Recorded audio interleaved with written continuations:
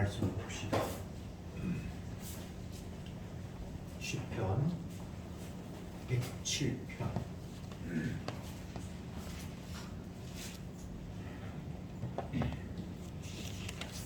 시편 107편 10절부터 22절까지 교독하겠습니다. 10절에 사람이 흑암과 사망의 그늘에 앉으며 곤고와 쇠사슬의 매임은 하나님의 말씀을 거역하며 지도자의 뜻을 멸시합니다. 그러므로 수고로 저희 마음을 낮추셨으니 저희가 엎드러져도 돕는 자가 없었도다.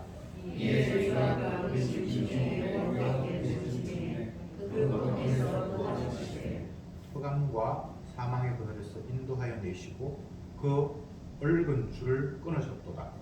여호와의 인자하심과 산에서 일하시니 하나님을 인하여 그를 찬송할지로다. 저가 논문을 깨뜨리시며 새 밑장을 꺾으셨음이로다. 위대한 자는 저희 공과와 죄악의 용으로 논란을 당하니 저희 혼이 각종 식물을 싫어하여 사망의 문에 가깝도다.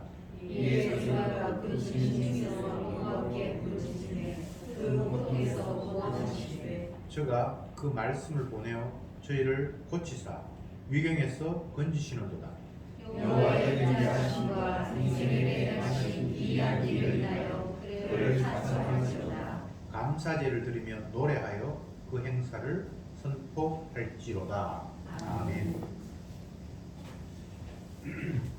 지난주 말씀에서는 이스라엘 백성들을 사막에서 방황하는 가운데서 건지셨다 이렇게 말씀을 하고 있고, 오늘은 주님이 그들을 건지시고 인도하셨지만 그 백성들은 범죄했고 하나님이 그들을 공경 가운데 두시니까 하나님 앞에 부르짖고 주님이 그들의 부르짖음에 응답하셔서 그들을 다시 은혜로 인도하셨다, 이런 말씀을 기록하고 있습니다. 공경 가운데 처하고 죄를 짓고 그래서 하나님이 그들을 공경 가운데 빠뜨리시고 힘드니까 하나님 앞에 부르짖고 하나님은 그 부르짖음에 응답하셔서 그들을 건져주시고, 이런 과정들이 계속해서 구약 성경을 보면 반복되고 있습니다. 우리는 이런 생각을 하죠. 한번 혼나면 이제 정신 차려서 그런 잘못된 길로 안 빠져들어갈 것이다, 이런 생각을 하죠. 근데 그건 그렇게 되지가 않아요. 또 엉뚱한 길로 가고 또 두들겨 맞고 또 엉뚱한 길로 가고 또 두들겨 맞고 계속해서 참 안타깝지만 이런 삶이 반복되고 있습니다.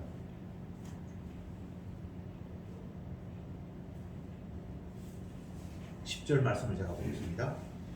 사람이 흑암과 사망의 그늘에 앉으며 공고와 쇠사슬의 매임은 하나님의 말씀을 거역하여 지존자의 뜻을 멸시함이라. 인간이 고통 가운데 처하는 것은 하나님의 말씀을 거역하고 멸시했기 때문이다, 이렇게 말씀하고 있습니다. 하나님 앞에 순종하는 자, 주님의 긍휼 가운데 있는 자는 이런 식으로 흑암 가운데서 고통받는 일이 없을 텐데, 그들이 하나님의 말씀을 멸시했고 거역했기 때문에 그 자리가 지금 고난의 자리고 흑암의 자리다 라는 이야기죠. 근데 이런 말씀들을 보면서 당장 드는 생각이, 내가 고통 안 받으려면 하나님 말씀에 잘 순종해야겠구나, 이런 반응이 1차적으로 오잖아요. 그런 생각 자체가 사실은 심각한 문제가 있는 거예요. 내 고통 피하기 위해서, 내 편안하기 위해서 하나님 말씀 순종하는 게 아닙니다. 피조물은 당연히 창조주 말씀에 순종해야 되는 게 그게 정상이에요. 지으신 분을 감사하고 지으신 분의 말씀에 따르고, 이게 그냥 물이 흐르는 것 같이 그냥 자연스러운 거예요. 무엇이 무엇이 비정상인가, 무엇이 정상인가, 이런 것들을 생각할 때에 사람들은 하나님의 약속, 언약, 말씀을 기준으로 놓고 정상이다, 비정상이다 이렇게 판별을 하는 것이 아니라 내 몸이 기준이 되어서 내가 원하고 편안하면 그건 맞는 거고 내가 불편하면 그건 뭔가 잘못된 것이라고 판정을 내리잖아요. 내 몸 기준이죠, 그죠? 이 병이 이게 참 대단히 심각한 고질병입니다. 웃어야 될 이유도, 울어야 될 이유도 내 몸 중심이에요. 약속 중심이 아니에요. 성경을 보면 주님을 찬송해야 할 이유, 특별히 오늘 시편에서 찬양하자 감사하자라고 하는데 그 감사해야 할 이유가 내 몸 중심으로 내가 어려웠는데 하나님 나를 건져줬으니까 이런 식이 되면 안 되잖아요. 그렇죠, 그죠? 하나님이 이렇게 말씀하셨는데 말씀대로 됐잖아. 그러니까 우리는 그분 앞에 박수를 쳐야 돼. 이런 거란 말이죠. 주인의 자리, 중심의 자리에 구약에는 여호와 하나님, 신약에는 예수님이 들어가야 되는 것, 그게 당연하잖아요. 주님이 자기 뜻대로 하시는데 주라는 말이 뭡니까? 그분이 주인이라는 이야기잖아요. 주인이 자기 뜻대로 하시겠다는데 여기에 이의를 걸면 안 되잖아요. 내가 주인입니까? 여러분이 주인입니까? 아닌데 왜 자꾸 내가 주인의 자리에 가냐고요.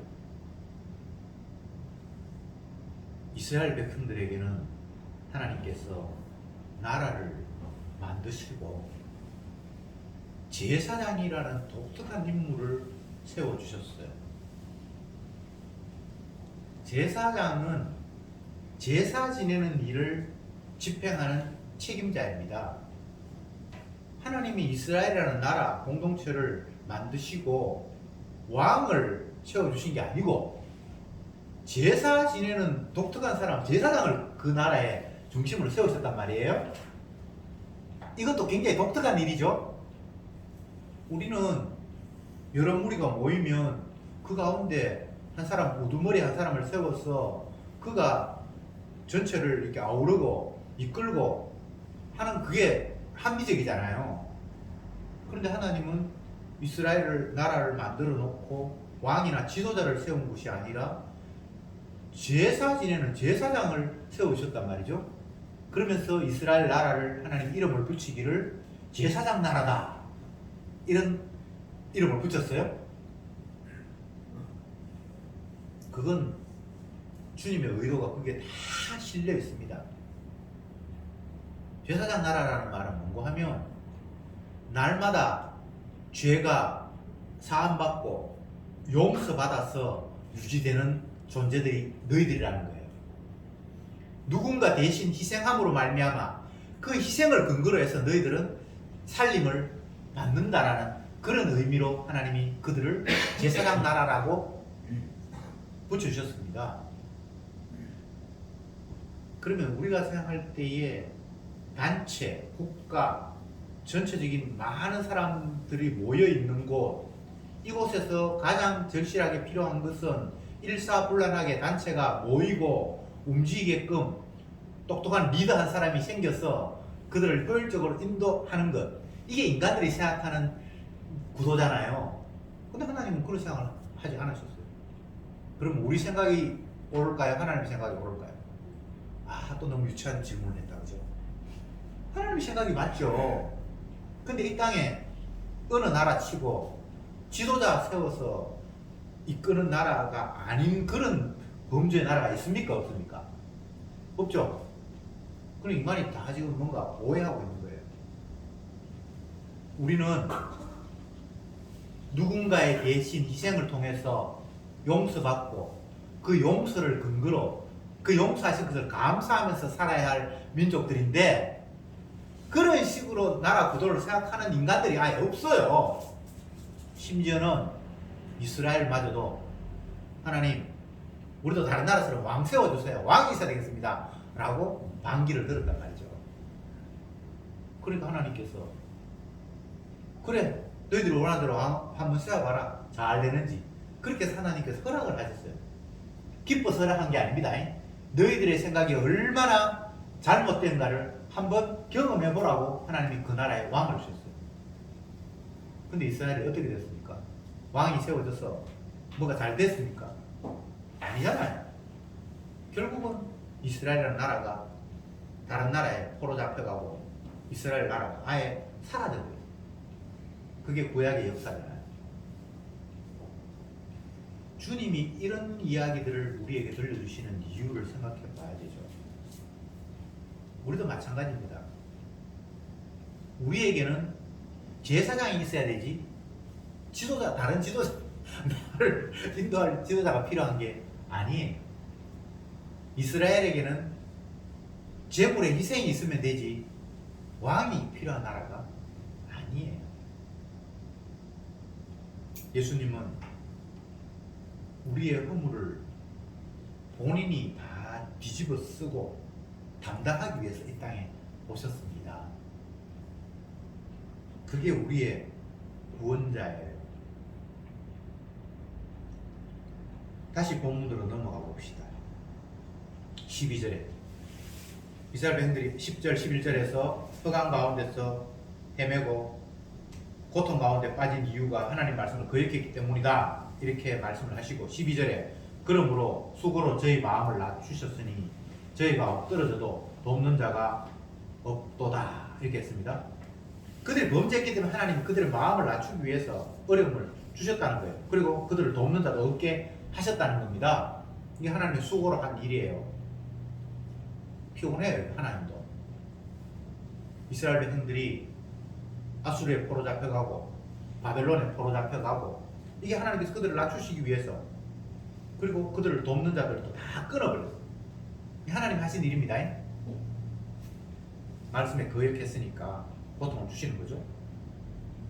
그러니까 13절에 이에 저희가 그 근심 중에 여호와께 부르짖으며 그 고통에서 구원하시되 흑암과 사망의 그늘에서 인도하여 내시고 그 얽힌 줄을 끊으셨도다. 고통받으니까 하나님 앞에 못 살겠습니다 주님 하니까 하나님께서 그들의 부르짖음을 들어서 그 고통에서 건져주셨다라고 말씀합니다. 그러면 또 우리가 이 본문 보면서 하나님 앞에 기도하면 우리 고통도 해결되는구나 또 이렇게 받아들여요. 항상 내 중심이에요. 우리는 하나님 말씀을 주님이 이렇게 말씀하시는 이유는 뭡니까? 우리를 고통에서 해방하기 위해서 너희들이 고통 가운데 있을 때 기도하면 내가 고통 들어줄게 이런 식으로 말씀하기 위한 내용이 아닙니다. 나는 너희를 고통에서 건질 수도 있고 흑암에서 구원할 수도 있고 그런 존재가 바로 여호와 나라는 사실을 그들에게 일깨워 주시려는 겁니다. 구약에서 반복되는 구절 가운데 하나가 나는 너희 하나님이고 너희는 내 백성이다. 이 이야기를 계속해서 반복합니다. 이스라엘 향해서 나는 네 하나님이고 너희는 내 백성이야. 너와 나는 이런 관계야. 그걸 계속해서 일러주시는 거예요. 그러니까 부르짖게 하시고 또 부르짖은 하나님께서 그들을 건지시고 나는 하나님의 백성이구나. 그분이 우리의 하나님이구나. 주구나. 라는 것을 끝없이 일깨워 주기 위해서 그 하나님 앞에 부르짖게 하시는 거예요. 부르짖으면서 내 하나님이 어떤 분인지 나는 누구의 백성인지 누구의 소유인지를 깨닫게 하시는 겁니다. 기도는 뭐 시간을 정해놓고 하고 그런 게 아니라 그냥 상황에 따라서 기도하게 돼 있어요. 모든 인간들은. 근데 그 기도가 하나님이 인정하실 만한 제대로 된 기도인가를 또 주님은 따지는 거죠. 예수님의 제자들이 예수님께 기도에 대해서 가르쳐 주십시오. 어떻게 기도하면 됩니까? 라고 질문을 합니다. 마태복음 6장에 나오는 거죠. 그런데 주님께서 우리가 잘 아는 대로 주기도문을 가르쳐 주십니다. 그게 내용을 보면 먼저 제자들이 예수님께 어떻게 기도해야 됩니까? 라는 그런 물음을 던졌을 때에 그들의 의도가 무엇인가를 먼저 생각해 봐야 됩니다. 왜 그런 거 물었을 것 같아요? 하나님이 기뻐하시는 기도를 하고 싶어서? 가 아니고 효과적인 기도 빨리 돼서 내가 이익을 얻겠다는 거예요. 열심히 했는데 내한테 들어오는 응답이 없으면 하나만 하잖아요. 그러니까 하나님이 기뻐하시는 제대로 기도 해서 한 방에 딱 응답받는 그런 뭔가를 구하고 싶은 거예요. 근데 예수님은 그들의 마음을 다 아시고 엉뚱한 이야기를 하시죠. 주기도문 보면 하늘에 계신 우리 아버지여 이름이 거룩히 여김을 받으시오며 나라의 임하오며 뜻이 하늘에서 이룬같이 땅에서 이루어지네. 이게 도대체 뭐 내가 원하는 거 아무 상관없는 거예요. 그렇잖아요. 하늘이 원하는 뜻이 땅에서 이루어지는 거 그게 내가 원하는 거 아니잖아요. 그러니까 그 내용은 하나님 아버지가 원하는 대로 이 땅에 그냥 이루어지는 거잖아요 라는 그런 내용이잖아요. 그렇잖아요. 그게 여러분이 원하는 겁니까? 내가 원하는 대로 이루어져야지 하나님이 원하는 게 뭐 이루어지는 게 여러분 좋습니까? 그러니까 그 인간의 욕망이 포함된 하나님의 예수님에 대한 그 질문에 주님이 답변하시는데 정말 동문서답 같이 네 원하는 게 뭐 기도에 되면 안 되지. 나중에 뒷부분에 가면 앞부분에 가면 뭐 너희들은 맨날 구하는 게 무엇을 먹을까 무엇을 입을까 무엇을 마실까 그런 거잖아. 그건 무당이 그냥 구다는 거야. 하나님과 하나님의 백성 관계는 그런 게 아니야.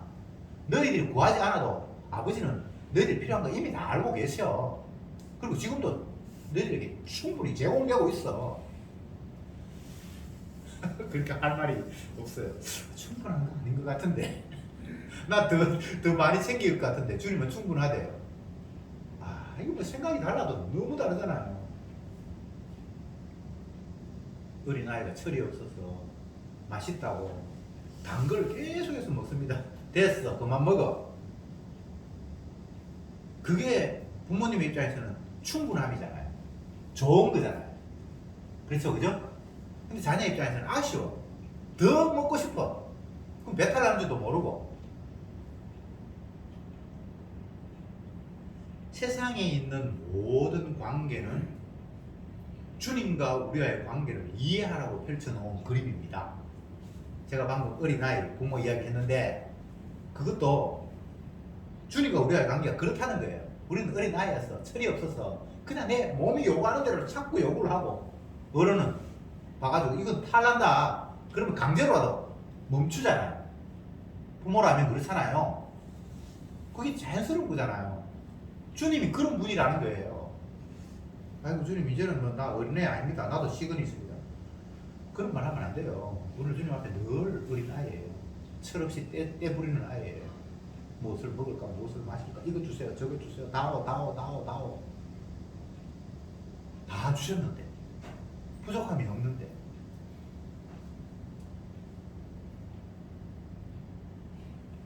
부르짖음에 응답하셨다. 이 말씀은 내 아쉬운 거 있으면 부르짖으라는 말이 아니고 주님과 너와의 관계는 그런 관계야.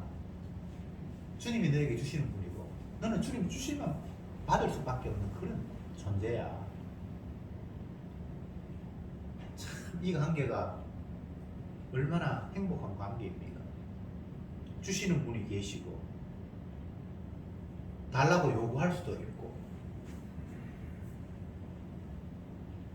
제가 성경 공부 시간에도 금수저 이야기를 했는데 사람들이 금수저를 좋아하는 이유가 부모님이 능력이 있으면 내가 요구하는 바들을 줄 수가 있고 반대로 흙수저는 자녀가 요구하는 걸 부모가 줄 능력이 안 돼요. 맞죠? 부모가 소위 말하는 금수저고 대단한 사람이면 자녀가 뭐 웬만한 걸 요구해도 주실 수가 있잖아요. 그러니까 다 금수저를 원하는 거잖아요. 근데 영적으로 주님과 우리의 관계 속에서는 우리는 뭐 금수저 아니라 다이아몬드 수저 같은 거 너무너무 대단한 거예요. 우리가 상상도 할 수 없는 분을 우리가 주로 모시고 있어요. 그러면 두 다리 뻗고 잠잘 수 있잖아요. 뭐가 그렇게 아쉽습니까? 기도하라는 말씀은 너와 나는 주고 받는 관계라는 거잖아요. 요거에도 안 주던데요. 그건 우리에게 불필요한 것이기 때문이에요. 아시겠습니까? 네. 필요한 것은 주님이 주신단 말이에요. 공중에 나는 새를 봐라. 들에 핀 백합화를 봐라. 그들은 다오 하지 않아도 하나님께서 충분히 먹이고 입히잖아. 그런데 하물며 내 피로 값주고 산 너희들을 내가 방치하거나 버려두는 일이 있겠니? 내가 너희를 잊어버릴 수 있겠니? 라고 되묻는 분이 주님이잖아요. 우리는 예수 믿는다고 하면서 예수님 말씀을 너무 안 믿어. 너무 안 믿어요. 성경을 뭐 우리가 모릅니까? 물론 뭐 100%다 안다고는 못하지만 기본적인 거 다 알고 있잖아요. 근데 안 믿어. 얼마나 이게 목이 곧은 백성인지.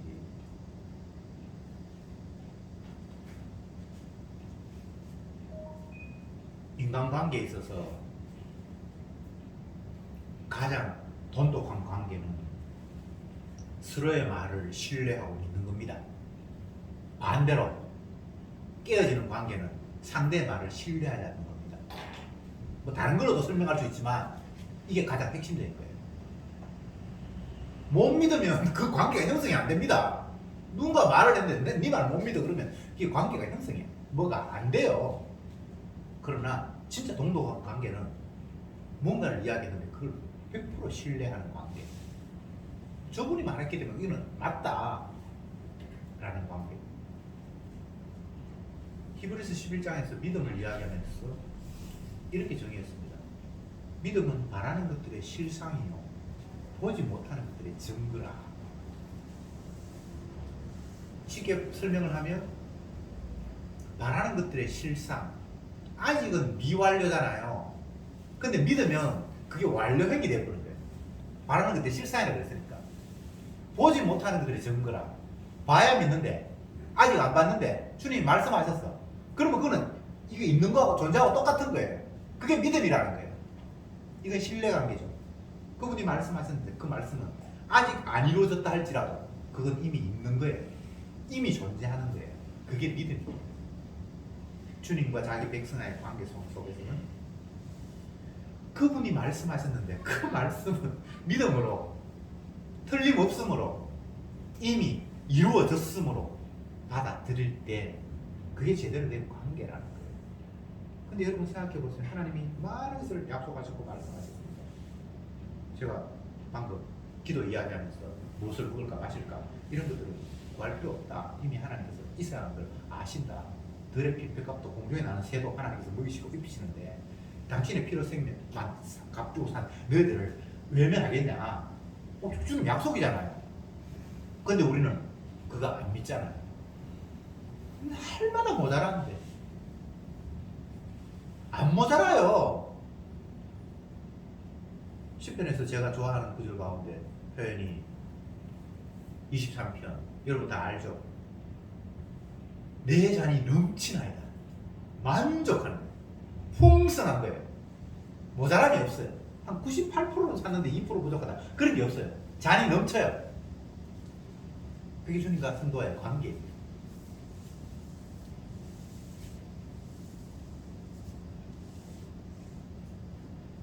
13절에 여호와의 인자하심과 인생에 행하신 기이한 일을 인하여 그를 찬송할지로다. 이건 후렴처럼 계속 반복되는 구절 가운데 하나입니다. 기이한 일을 행하셨다. 여호와께서 8절 보세요. 여호와의 인자하심과 인생에게 행하신 기이한 일을 인하여 그를 찬송해요. 이렇게 기이한 일을 있고 15절에도 기이한 일을 인하여 그를 찬송하려. 21절 보세요. 여호와의 인자하심과 인생에게 행하신 기이한 일을 위하여 그를 찬송하려. 31절 여호와의 인자하심과 인생에게 행하신 기이한 일을 위하여 그를 찬송하려. 중간중간에 이 시인은 하나님이 하신 일이 기이하대요. 기이하다는 말 아시잖아요, 그죠? 우리가 상상도 할 수 없고 예상도 할 수 없고 예측도 할 수 없고 정말 너무나 얼마나 신묘막측한 식으로 하나님이 어떤 일을 펼치셨다는 거예요. 구약을 보면 기이한 일로, 뭐 신약에도 마찬가지지만 가득 차 있어요. 이스라엘 백성들을 애굽에서 불러내실 때 하나님이 기이한 일을 계속해서 베푸시잖아요. 홍해가 앞에 놓여 있는데 이스라엘 백성들은 애굽에서 탈출해야 되고 애굽의 군사들은 따라오고 길이 없는데 바다를 육지가 되게 했어요. 그런 게 기이한 일이잖아요. 그게 뭐 그 하나뿐만이 아니라 하나님이 약속하신 일을 성취하시는 과정은 다 기이한 일이에요. 아브라함이 100세가 되어서 아들 이삭을 낳았는데 그건 기이한 일이에요. 생물학적으로 100세가 된 사람이 아들을 낳을 수가 없습니다. 그때는 조금 오래 살았으니까, 아니 그때 아무리 오래 살아도 그때도 그 불가능한 일이었어. 성경에 그렇게 돼 있어요. 그 아내가 임신하지 못하는 사람이에요. 성경에 그렇게 돼 있죠, 그죠? 그랬는데 어떻게 아들을 낳았나? 그러니까 그 기이한 일이지. 주님의 약속이 그 안 되는 것을 되게 하셨죠. 성경은 다 그런 식입니다. 없는 데서 있게 하시고 죽은 데서 살리시고, 만약 있는 데서 있게 하시면 그게 하나님이 하셨다라고 우리가 받아들이지 못하잖아요. 그렇죠, 그죠? 그러니까 주님께서 불가능한 상태를 만들어 놓고 그걸 되게 하심으로 말미암아 이건 인간의 일이 아니라 하나님의 일이라는 것을 우리에게 보여주시는 거예요. 그러니까 바꾸어 이야기하면 모든 일들이 다 주님이 하신 일이라면 그것은 불가능이 가능하게 된 기이한 일입니다. 여러분이 오늘도 교회 오기 위해서 차를 타고 왔을 텐데 예배당에 걸어올 만큼 가깝게 사는 사람 지금 없을 테니까 차를 타고 왔을 텐데 그게 뭐 기이한 일이 아닌 것 같지요. 근데 그것마저도 기이한 일입니다. 지금도 내가 인식하지 못하는 가운데에서 호흡하고 피가 우리 몸에 지금도 열심히 돌고 있고, 이게 기이한 일. 하나님이 하시는 일 가운데 기이한 일이 아닌 것은 없습니다. 그러면 이 기이한 일을 왜 하시는가? 주님이 자기 영광을 위해서 하시는 거예요. 자기가 원하는 일을 이루기 위해서 펼치시는 거예요. 나 잘 되라고 하는 게 아니고 내 좋으라고 하는 게 아니고. 16절에 보면 저가 논문을 깨뜨리시며 쇠 빗장을 꺾으셨습니다. 이 당시에 논문, 쇠 빗장, 문은 아는데 빗장은 잘 모르는 사람 있죠. 옛날 성문을 생각하면 앞에 성문이 있고 뒷부분에 문을 고리를 해가지고 쇠로 이렇게 탁 놓잖아요. 안 움직이도록, 꼼짝 못하도록. 그게 빗장이거든요. 쇠로 빗장을 이렇게 딱 걸어 놓으면 아무리 흔들어도 이 문이 안 열리잖아요. 놋문, 쇠 빗장은 인간의 힘으로 바깥에서 열 수 없다라는 이야기를 지금 하고 있고, 그걸 주님이 깨뜨리셔서 열었다는 거잖아요. 이스라엘 백성들이 바벨론 포로에서 다시 돌아오게 하는 것이 놋문, 쇠 빗장을 여는 것과 똑같은 거예요. 사람으로서는 불가능한 일이에요. 근데 하나님이 그것을 쇠를 부수고 빗장을 꺾으셔서 그들을 탈출시켰다는 거잖아요. 이게 하나님의 기이한 일이라는 거잖아요. 그래서 하나님을 찬송하자라고 이야기하고 있습니다.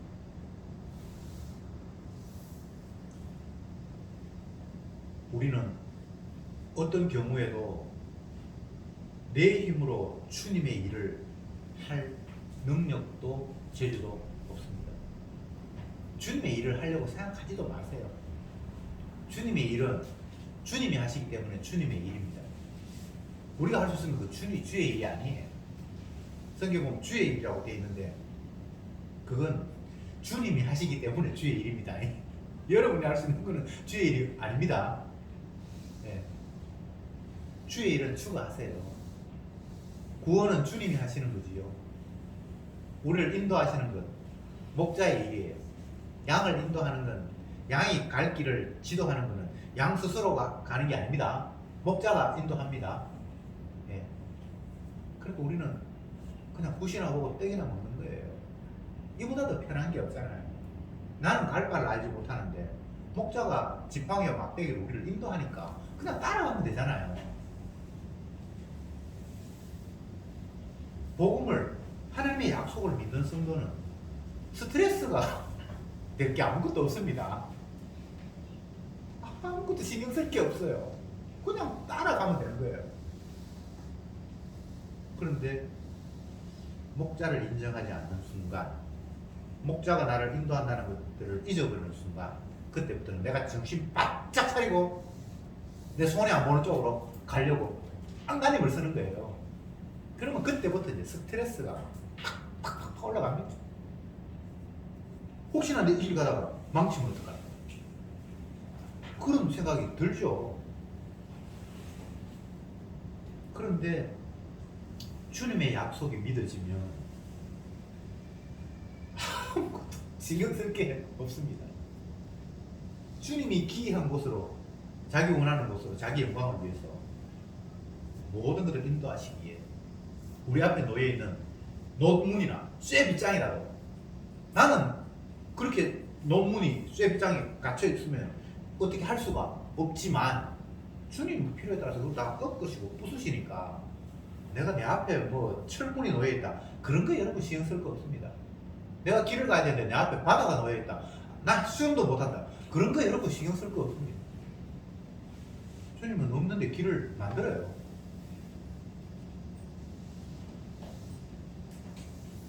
불가능이 가능으로 바뀔 때 주님의 약속이 이런 식으로 신실하게 당신의 능력에 의해서 성취되는구나, 그렇게 깨달아가면서 찬송하는 것이 성도의 삶입니다.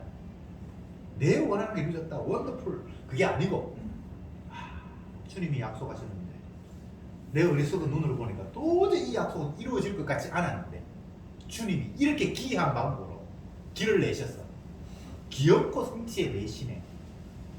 그러니까 그 주님을 우리가 찬송하지 않을 수 없다는 것이 시편 기자가 노래하는 내용입니다. 흑암에 앉은 백성에게 빛이 비춰졌고 사망의 그늘에 앉은 그들을 주님이 건지셨다. 이것이 주님의 약속입니다. 어떤 방법으로? 당신이 대신 우리가 받을 저주를 다 받으신 것. 바꿔 이야기하면 십자가에서 우리를 대신해서 자기 살과 피를 찢고 흘리고 이것이 주님의 약속입니다. 기도합시다.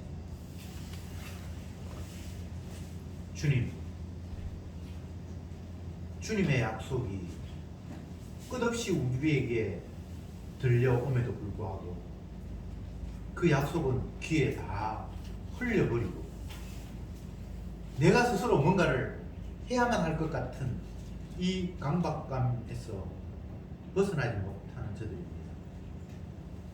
무엇을 먹을까, 무엇을 마실까, 내가 원하는 것이 있는데 이것을 어떤 방법으로 성취해 볼까. 이 모든 것은 주님의 약속과 너무나 먼 거리에 있음을 오늘 다시 한번 말씀을 통해서 확인했습니다. 주님은 당신의 영광을 위해서 모든 것들을 이끌어 가시기에 우리는 그 주님의 약속에 주목하면서 주님이 어떤 방법으로, 어떤 기이함으로 그 약속을 이루어 가시는지만 눈길을 주면서 그 성취를 확인하면서 찬송하는 것, 그것이 저들의 일임을 오늘도 말씀을 통해서 다시 한번 확인합니다. 더 이상 주인도 아닌 내가 주인 노릇하면서 내 원하는 일을 이루려고 하는 그런 어리석음에서 벗어나 예수 그리스도가 주 되심을 인정하며 주님이 이루어 가시는 일 앞에 박수치며 감사하며 따라가는 저들이 되게 하옵소서. 예수님의 이름으로 기도드리옵나이다. 아멘.